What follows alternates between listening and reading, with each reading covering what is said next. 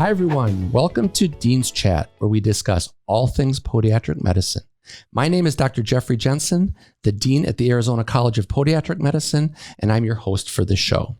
As promised, we will bring you voices and leaders in podiatric medicine. Today's guest, Dr. Jeffrey Page, certainly fills that role. Dr. Page received his bachelor's degree from BYU, and he graduated from the California College of Podiatric Medicine before going to one of the premier surgical residency programs in the country, Waldo General Hospital in Seattle, which is now the Swedish Providence Medical Center. In Dr. Page's storied career, he was previously the dean and interim president at the California College of Podiatric Medicine before becoming a senior vice president and executive dean between 1995 and 2000. In the year 2000, Dr. Page assumed the position of Chief Podiatry Section at the Carl T. Hayden VA Medical Center in Phoenix, Arizona. From 2003 to 2017, Dr. Page founded what is now the Arizona College of Podiatric Medicine. Dr. Page has been a mentor to me since 1990, while he was the Associate Dean for Clinical Affairs. In fact, when I was a student at the California College of Podiatric Medicine, I worked up my very first patient with Dr. Page. He was instrumental in my hiring at the Arizona College of Podiatric Medicine to be the dean in 2017, and I'm forever grateful for his guidance and mentorship. Welcome to Dean's Chat, Dr. Page. Good morning, Jeff. It's a pleasure to be here this morning. Thank you so much. You know, in keeping with the Dean's Chat, fireside chat kind of feel, I was hoping we could keep it a little more informal and we'll just go by Jeff. That's great. All right. Sounds good. So I have an interesting story to start off with. Last week, we were having a strategic planning meeting, and it was me and it was Dr. Violent, who's now our associate dean and for clinical education. And then Dr. Toms was with us, and she's the director of curriculum and student learning outcomes. And we were reminiscing on how you are the common denominator that put all of us together. Well, that's true. Assembling a great team in Arizona was important to our success. And there is a great team there. Well, everybody's been pitching in and doing such a wonderful job. In fact, you'll note that I have made 2 hires in the last year for the podiatry faculty.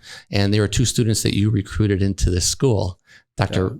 Ritchie and Dr. High Rosen. Oh my, excellent students. Excellent students. Yeah, we're looking forward to them bringing a lot to the Arizona College, not only in teaching, but in mentorship for the students and also increasing some of our research footprint in the profession too. That'll be great. So Dr. Page or Jeff, I want to talk about leadership in a little bit, but before we do that, could you tell us a little bit about yourself and your family and maybe how you got introduced into podiatric medicine? Well, let's start with the most important part first. And that's about our family. I wouldn't be half of what I am today were it not for the fact that I managed to marry an outstanding woman. Beautiful, intelligent, talented in so many ways. Kris and I have been together almost 50 years. Wow. We have 4 great kids. They're married to 4 wonderful people. And we have 18 grandkids. Wow. And so they bring us great joy and a lot of blessing. Family's really important to us. That's fabulous. And I'm in the same boat. Cecilia and I have been married for 41 years. And as we were driving down here today, I mentioned one of the neat things about us is that all of us have 4 kids each, 3 boys and 1 girl. That's right. Go figure. It drives a lot of what we do. That's what it's all about for us. But in the meantime, you can have a really meaningful career and feel like you're contributing something to the world or to the community in addition to having a great family. When I was a young pre-med student, I was complaining because I couldn't figure out what I wanted to be. Little did I know all that would happen in the future, but I remember speaking to my father one day, who happened to be a pharmaceutical salesman. I said, Dad, I don't know what I want to be. Do I want to be a pediatrician? Anyway, he interjected, have you thought about podiatry? And my response was, what's that? I really didn't know what podiatric medicine surgery was all about. So I embarked on shadowing, and it got really exciting. I shadowed 8 different podiatrists, and the more I saw what they were about, the more excited I got. And that led to a path into the career that we have today. And that was while you were an undergrad student at BYU? Right. No kidding. I did not know that. You know, it seems to be a common theme that when we're bringing students into the profession, shadowing great doctors seems to be the ticket to students wanting to become a podiatrist. I think that's true. Some of the things that shine through for me were the genuine happiness of the doctors. They liked what they were doing, and they had a manageable, I'll use that word, lifestyle that allowed them to take care of other important things in their life in addition to having a busy and successful career. No, there's no doubt about that. I was interested in your time at the California College of Podiatric Medicine, because that's my alma mater also. Right. And then if you wouldn't mind, talk about your educational experience and then what led you to get up to Waldo for the residency training. Well, the time we spent in San Francisco studying at California College of Podiatric Medicine was a time that shaped me in many ways. It was very challenging. I remember after the first semester there at college, while walking back up to the UCSF library, yet again to study till the library closed at 11 that night, I turned to my buddy Steve and said, "Steve, I don't know if I can keep up this intensity for 4 years." But focus and intensity is what it takes. And gradually you learn how to manage and juggle and take care of the most important things. That was a wonderful time for us. We grew a lot coming to live in San Francisco from Utah, where life was a little different. That's interesting, because it was the same for us, because my wife Cecilia and I grew up in Wisconsin, and we found ourselves in San Francisco. We felt like we were in another world. That's right. Now, those 4 years were very difficult. And I think what they do is they train us for what's to come, right? They train us to be able to think on our feet, have a lot of balls in the air at once, and deal with stress, which comes quickly with residency program. It's unavoidable. The system as it exists today is in some ways a little abusive to residents as they enter the program. They work too many hours, and yet it's the path that's been trod by so many who preceded us, and we learn a lot from watching those individuals. So residency time was difficult. I recall one important factor to me was that when I was on call, I would leave the hospital after 11 when the 11 to 7 shift of the nurses came on board, and I'd be back on the floor before that shift of nurses left in the morning. And it's just what it took. You had to give what was needed to take care of your patients and learn as we were going through the residency. What's interesting is we appreciated it too, because we realized it was a finite time. You had to learn as much as you could quickly. That's right. You know, I reminisce about when I was a resident at Kern Hospital in the early 90s. We had to be there at 6 a.m. every day. We had 3 operating rooms going every day in a clinic. We'd eat dinner together at 5:15, and we'd run off to the radiology room and look at every x-ray that was taken on every case throughout the day. And get ready for the cases that you're going to do tomorrow. Because Absolutely. it starts all over again, 6 a.m. the next day. It seems to never end, right? That's right. That's great. So I think it's interesting that not only did you go to CCPM, then you went to Waldo, but then you started to find a path into academics. How did that play out? Well, I owe a lot to one of my mentors, Gary L. Dockery.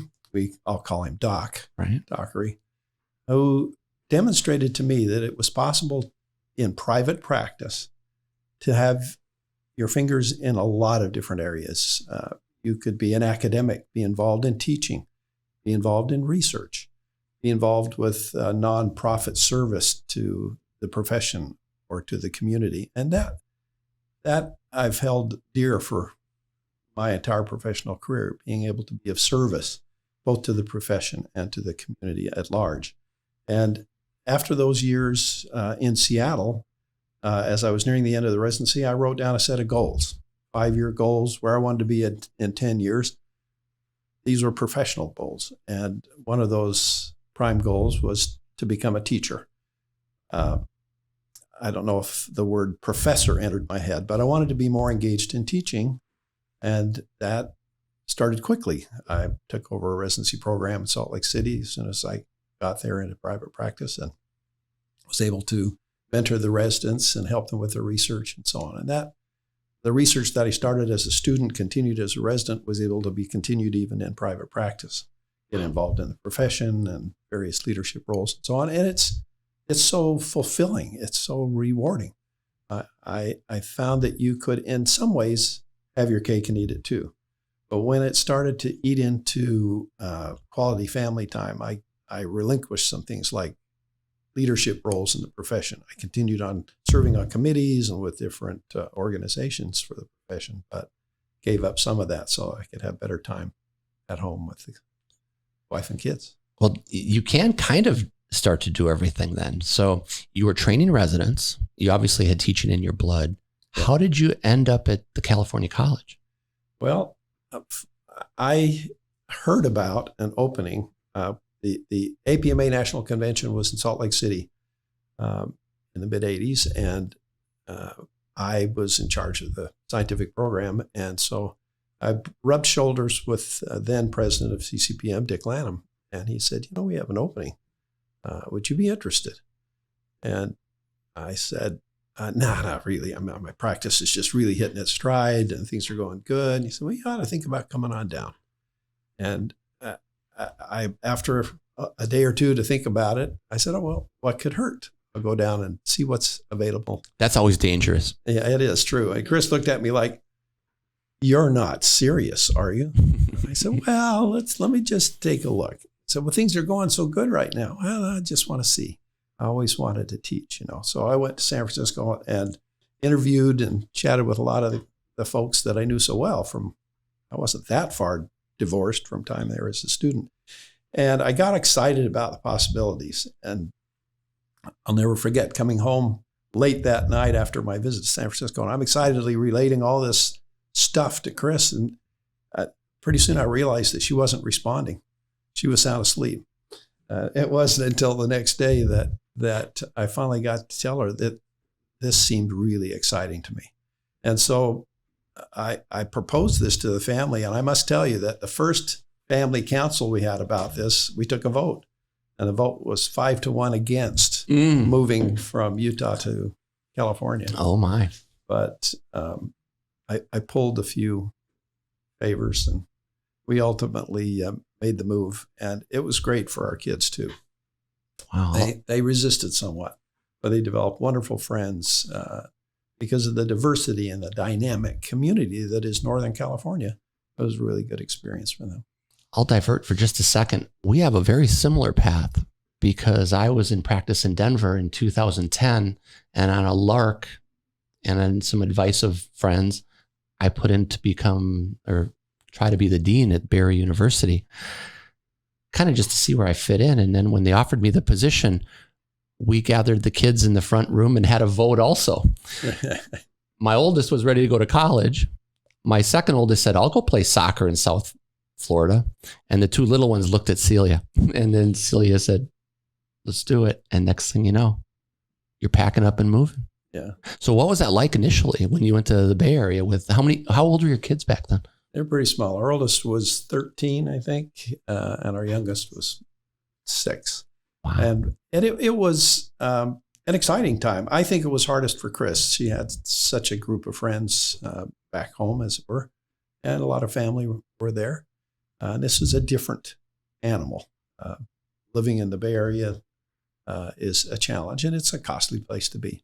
So we had to find our way, but you quickly develop a new network, a new support network, get involved in church and community, and I was consumed by all things college and teaching and got engaged in the research again. And it turned out to be a wonderful experience. We cherished the time that we spent in Northern California. So when you came on as a faculty member, you were assistant professor? I was, and associate dean for clinical affairs. Right. So that's when we were working together. That's right. Wow. So when did you start to go from clinical education into more of an administrative role? Well, I had to run the clinic and do that sort of stuff, take care of the clinical rotations for the students right from the get-go. But I loved the classroom. I loved the clinic interaction. I loved being in the operating room with the students. And so my interest morphed from what had previously been focused on pediatrics and sports medicine to diabetic foot, wound healing, that sort of stuff. Worked with some outstanding individuals in the diabetic foot clinic there at CCPM. And that became my real professional focus from there on out. Wow. It was called, if I remember correctly, NCDIF, the Northern California Center for the You're right. Diabetic and Insensate Foot or something like that. Yeah, you have a good memory. Yeah, I do remember that. That was great. So you got into more an administrative role, which leads me to my next question. I'm curious about how you developed your leadership skills, because you've exhibited them in so many arenas, whether it was the California College, the VA here in Phoenix, and then the most daunting of all tasks is starting a new school. Tell me about your leadership theories and how they've evolved over time. I'm not much one for the labels that we often see bantied about, but I guess I would characterize my leadership style as a servant leader. I won't ask people to do anything that I'm not willing to do myself. I think one has to demonstrate sincere interest in and caring for those you work with, your staff, the faculty, and especially the students. They can tell if you're not genuine. For sure. And if you have their sincere interest at heart, you want them to succeed, then you will find ways, for example, to facilitate faculty development, that they can grow and become better, even if it means they ultimately leave and go on to something bigger and better. That's great. So I tried to develop a style that would foster growth and development and give positive reinforcement feedback to encourage people to try to be the best they could be, to be excellent and not settle for mediocrity, both at all levels, staff, faculty, administration, students. That served us well, I think, over the years. Well, I think I learned this from you. Everybody's got different talents, and you have to strengthen their talents and to meet their potential. Yeah. Even though the tendency, especially if you're doing evaluations and things, is to kind of put everybody into little buckets. But everybody's got different skill sets. That's for sure. And most of us tend to retreat to what we think we're good at, what we're comfortable with. And sometimes you need to challenge folks to take a leap of faith, to take a step a little bit into the dark, because you see their potential to accomplish something in another area. And so sometimes I would twist arms a little bit to get people to take that leap and try something new and different that I thought would be beneficial for them in their career or in their student development. And there's nothing better than seeing them succeed in that. Oh my gosh. That's one of the greatest rewards for being in podiatric medical education, isn't it? It's watching your students grow and blossom and become the caring and capable providers that they are and start giving back to the profession again in their own right. They make a difference. Big difference. And they learn that in school very quickly to participate and be involved. I think so. So I like that. I've tried very hard over the years to put student first mentality. If I take care of the students, everything will fall into place. And wow, I think about how many students you've impacted over the years. Well, in our heyday in California, we had 125 to 130 students per class. I was there 11 years. I was dean in Arizona for 14 years and stayed on to teach for another 3. I don't know. I've never done the math. It's a whole lot of lives you've impacted. Well, I for good or for ill, but we've seen some wonderful people come through the program. Yeah, there's nothing better to me than seeing a student come through an interview and like 8 years later, they're giving a lecture at the American College of Foot and Ankle Surgeons or something. That's great. It really is. So one of the common themes, Jeff, I've noticed when I've been interviewing leaders in the profession is everybody defaults back to mentors. And you've been a mentor to me. And you had commented that Dr. Dockery was a mentor for you. Mm-hmm. Did you have other mentors in the profession? For sure. For example, my first partner in private practice, Max Jones, he helped me to understand how better to engage with patients, to develop a meaningful relationship with those patients. That has served me well. I owe a lot of my leadership development and academic development to Len Levy, who was president of the college in San Francisco for a time, a pure academic, a man with supreme focus. I learned much from Richard Lanham. Dick Lanham was president too, in terms of leadership abilities, how to help manage a team of individuals that were not always easy to work with. And there are so many that go back many years. I've learned a little bit from all of them. And occasionally skills or approaches that I would not like to take. Sometimes learning what not to do is just as important as what to do. Yeah, I think you're right. Well, that's interesting. So I was going to ask you about your role in different organizations within the profession. I mean, you were with the American Association of Colleges of Podiatric Medicine for many years. Well, that kind of comes with the role of dean or directing a program of college podiatric medicine. But talk about dedicated individuals. Those were sometimes fractious meetings with a little contention because emotions get high about when you're dealing with things that you truly care about.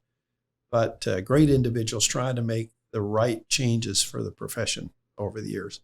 I have loved working with the individuals who led that organization as well as the representatives from the colleges.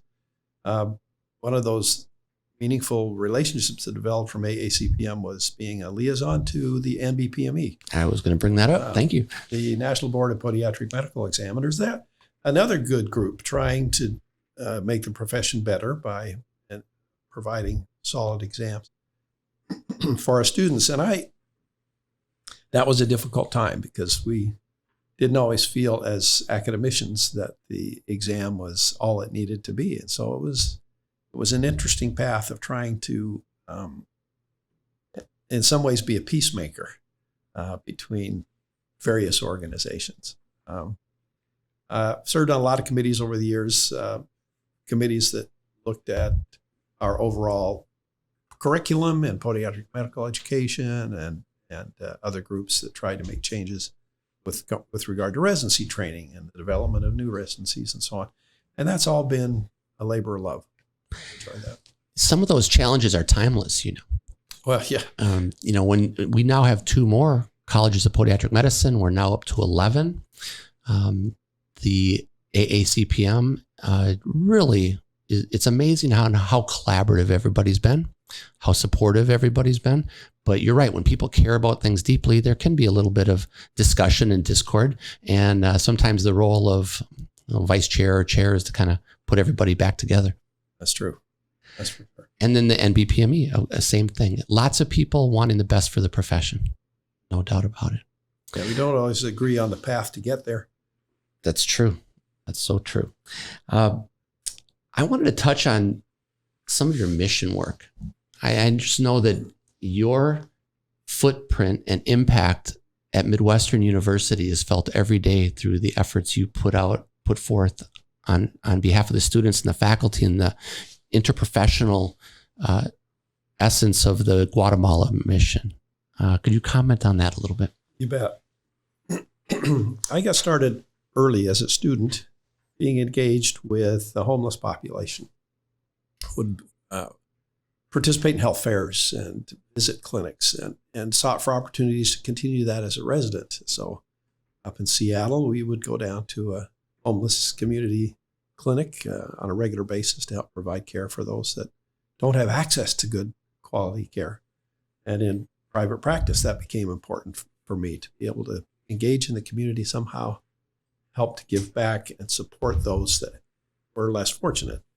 And by the time we ended up in Arizona and began the college, I sought for relationships in the community that would help provide health care locally for those that didn't have access to care. So that took many different shapes, including finding opportunities for students to do health fairs and participate in podiatric care to those that didn't have access to it.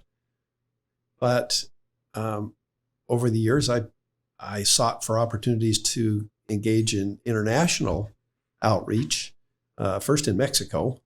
And then when we got to work in earnest at Midwestern and at their Arizona campus, I heard about a team that had been going to Guatemala for a few years and said, this sounds interesting. I've got to check this out.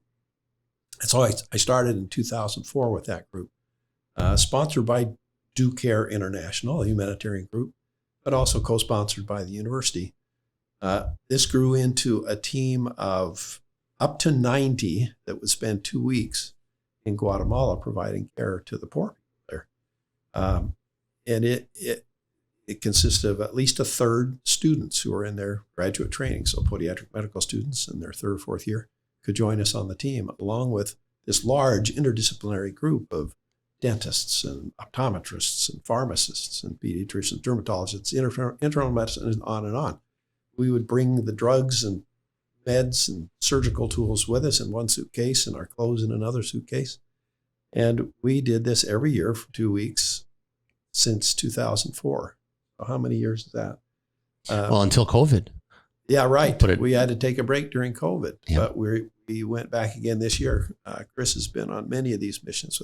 Went back with a small team this year in 2023 to provide service, bring supplies and equipment that is so needed, mostly serving the indigenous population that has very little access to education, certainly not healthcare, health-related education, and they haven't the funds, let alone access to proper health care. So after several years of making these episodic visits and trying to provide as much help as we could, we participated in helping to establish permanent continuity clinics in country.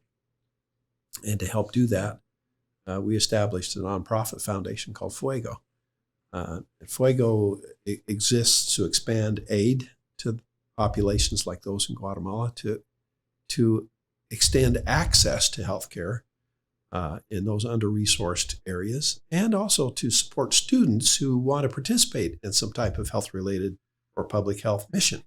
And we give them travel scholarships.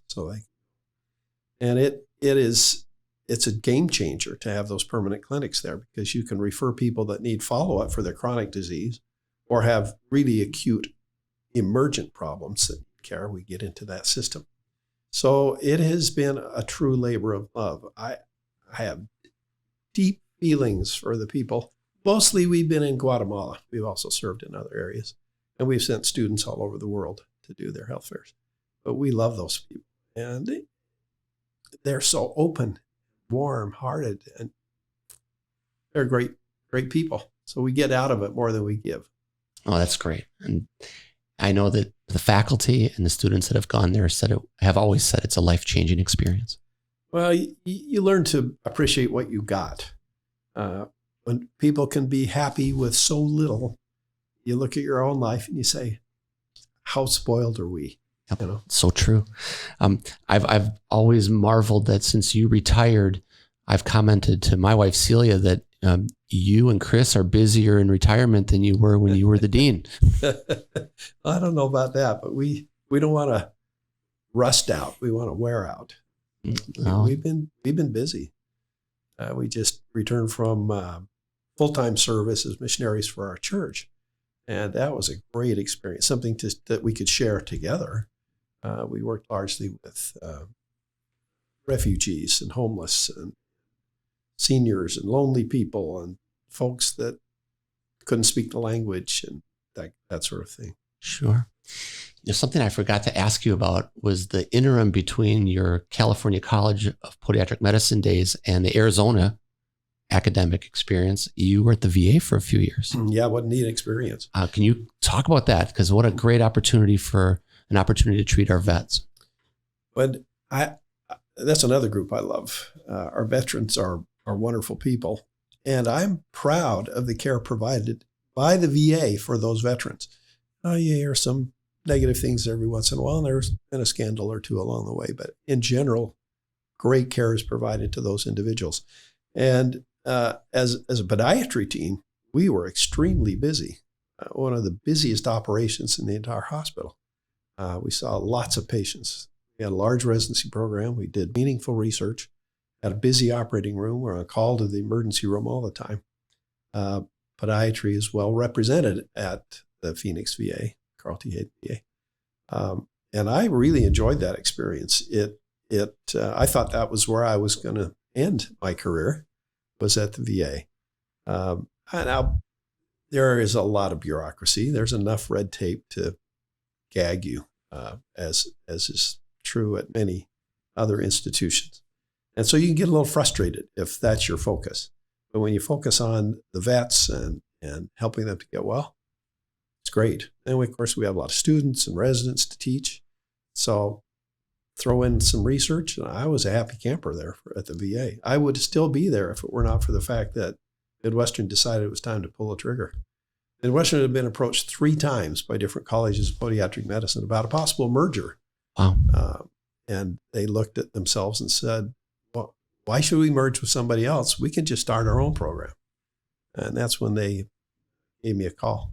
I recall thinking, wow, I don't know. I already spent 11 years in academic leadership. It was not easy, and I think I'm done with that. But the opportunity to build a new college of podiatric medicine and do it in the way you always thought it should be done doesn't come along very often. So. No, it doesn't, but it's still daunting. I mean, when you look at the student's calendar for the first year and you're on quarters and you look at all the courses that need to be taught, I can't even imagine stepping in. We had time to prepare, but nonetheless, just a daunting time and effort and expertise. It in some ways, it was great to have a clean slate. I could look and say, what's most important? Well, we're going to set our standards really high, even if it means taking a really small class of students who are capable of handling this rigorous curriculum. So we set that benchmark early and maintained it throughout our tenure there. But we also got to cash in on existing excellence already there at the university. So our students, as you well know, take all of the basic sciences together and some clinical courses with the DO students and shared some other coursework and lab work with PA students and others. That was a great enriching interdisciplinary exposure for the podiatry students. And it was fun for me to watch them grow in confidence, our podiatry students, as they got into these classes, sometimes wondering if they could measure up. And they would prove to themselves and to others that they belonged there. And so it was about designing a curriculum, using the resources already available, and then bringing in some more innovative, newer ideas. And I was reliant on really good people. So we put together a team that could help design a program that had legs. And that's carried through. I mean, small classes, top students, top board scores. Yeah. Whenever I talk to the students, they greatly appreciate, just as an example, after going through anatomy with the DO students, we have the lower extremity dissection course. Right. And the next thing you know, we're 15% higher than the national average on that section of boards part 1. Right. I want to make just a comment about collaboration. When I was the dean in Miami, I called you many times for advice, and one of them was about lower extremity anatomy. And you offered to help, and Dr. Wisman offered to help, and we completely restructured our course. And then we saw our board scores rise. So I always remember that, and thank you for that. Oh my goodness, we're in this together, right? We're a small profession. We need each other. So we should be about collaboration and sharing and helping one another to float all the boats higher. I agree. And with the 2 new schools, we've all reached out to Dr. LaFontaine in Texas and Dr. Lee at LECOM and offered any help that we can provide, because I kind of put myself in your shoes back in the early 2000s and think, oh my gosh, what a task at hand. It's been a great run. I had a question, Jeff, to ask you about. You were very involved in diabetic foot care, and you saw a transformation of care between when you were a student and resident to all of a sudden we're putting on growth factors and bioengineered tissues.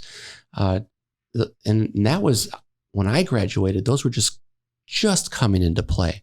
But comment on the advancements in diabetic foot care, because you saw it at the VA and you certainly saw it at all the clinics. Well, thanks to so many in our profession, you mentioned some names already, who have made their career goal to advance the care of the diabetic foot.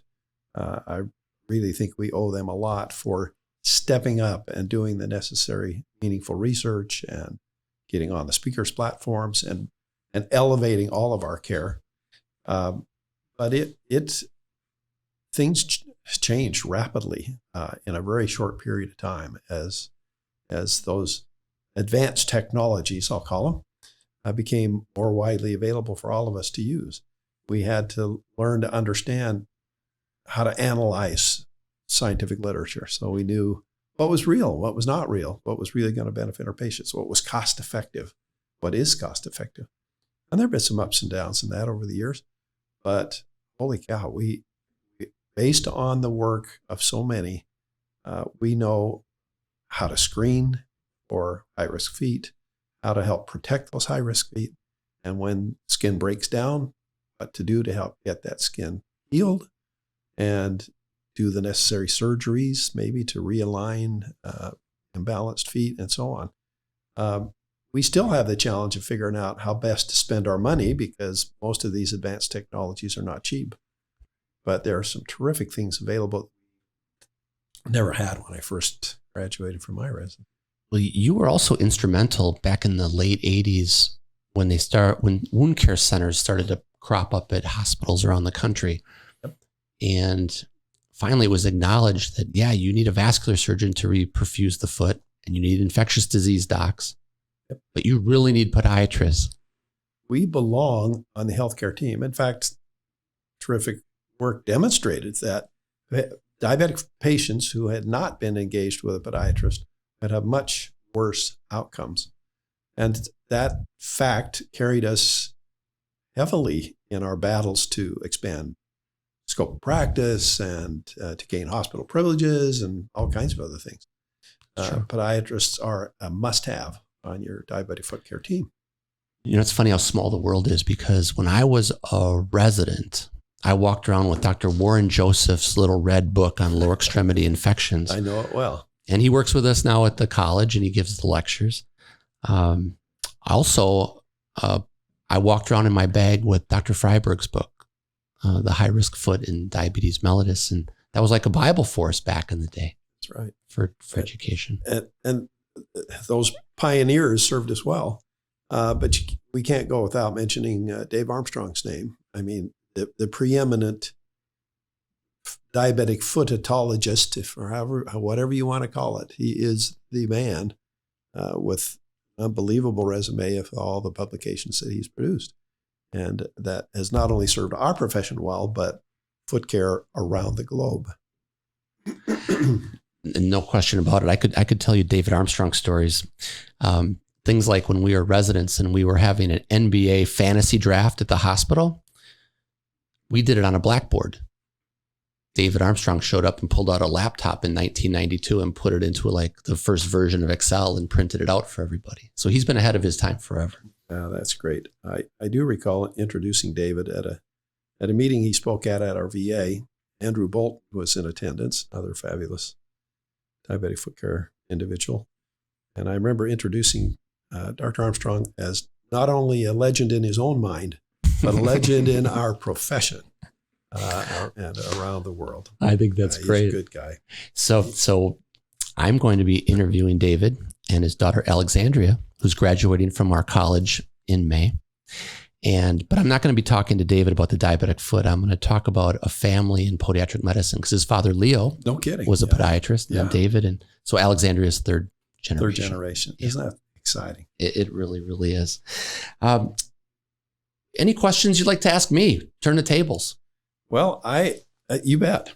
I really enjoyed the interactions we've had ever since you were young and developing in your career. And as we got more serious with your time at Barry, we could share a little bit back and forth and identify with one another's challenges. But how has the experience been for you since coming out to Arizona and taking over a program that was, by most measures, a pretty successful program. But it's a volatile time. We're always worried about adequate application pool. Are there enough residencies for all of our graduates? And fighting for our place at the trough at a big university with lots of other healthcare programs. It's a great question. I think I'll start by saying I was traveling one time to give a lecture and my phone went off and I was in the Detroit airport and I thought, oh, Dr. Page, I wonder what he wants.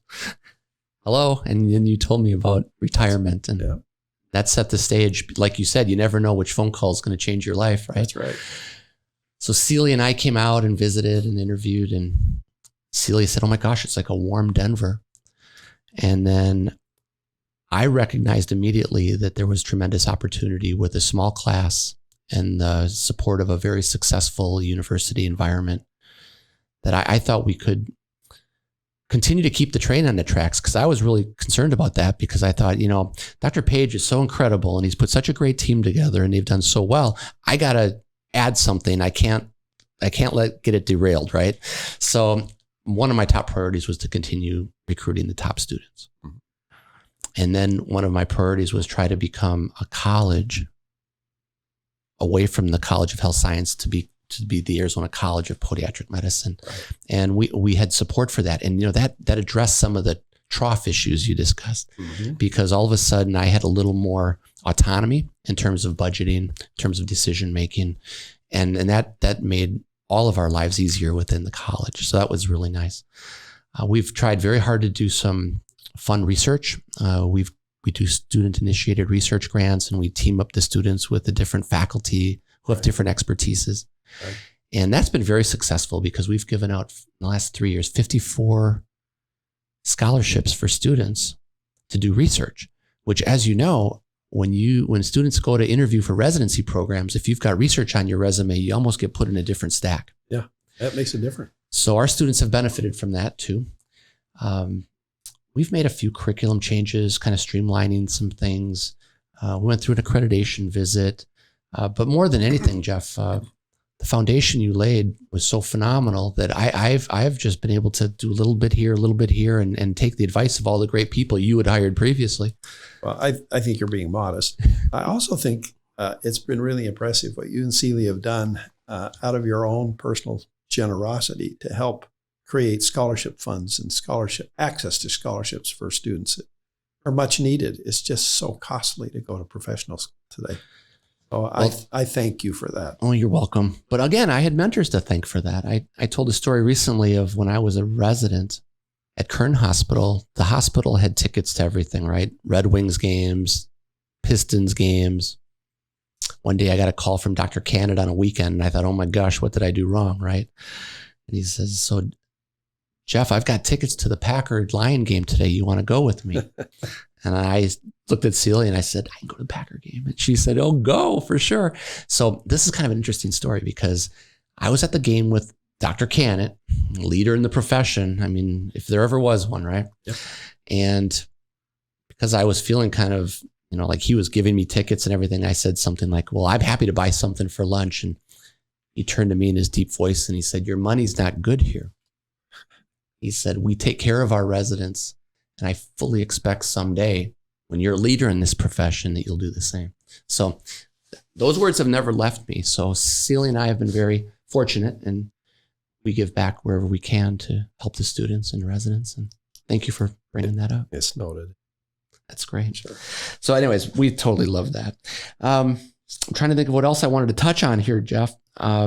Mostly, I want to thank you for your guidance and mentorship. And thanks for joining me on this podcast today, sharing your expertise and knowledge. This is really exciting. I think it's terrific that you've developed these series of podcasts, and I hope they continue for a long time. Hopefully. Yeah. Not only will our colleagues hopefully benefit from these, but our students, the residents, but future podiatrists will be able to engage. That's one of my hopes because this is such a great profession. It is. And it's truly amazing how well students do when they come into the profession. They do good residency programs and they get a great life and they're helping patients and they're providing for their families and being leaders. A smaller profession, you can become a big fish in a smaller pond very quickly if you want to, right? You bet. So anyways, again, I thank you. And anytime we'll do this again, I'd look forward to talking more about your mission work. That'd be great. It will continue. Well, thank you. And I want to thank all of our listeners for joining us today on Dean's Chat. We'll continue to bring you leaders in the podiatric profession. And as always, we want you to give us a 5-star rating. And until we see you next week, cheers.